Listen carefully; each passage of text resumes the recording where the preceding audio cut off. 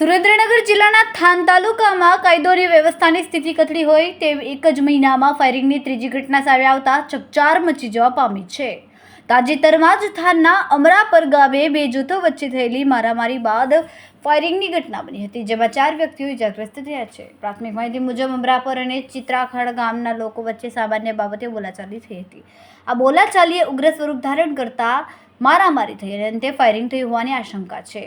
આ ઘટનામાં 4 વ્યક્તિઓની ઇજા થતાં તાત્કાલિક સારવાર માટે થાન હોસ્પિટલ ખસેડાયા, જે પૈકી 2 વ્યક્તિઓને વધુ ઇજા પહોંચતા તેમને વધુ સારવાર માટે રાજકોટ રિફર કરવામાં આવ્યા.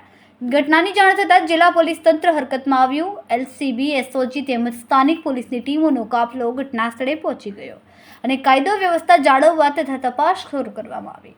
થાન પંથકમાં એક જ મહિનામાં ફાયરિંગની આ ત્રીજી ઘટના હોવાથી સ્થાનિકોમાં ભયનું વાતાવરણ છે. આ ઉપરાછાપરી ઘટનાઓ થવાના કારણે થાન પોલીસની કામગીરી અને કાયદાના પાલન સામે અનેક ગંભીર સવાલો ઉઠી રહ્યા છે.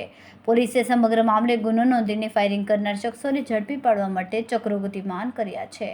રિપોર્ટર મહેશભાઈ ઉતેરિયા, સુરેન્દ્રનગર.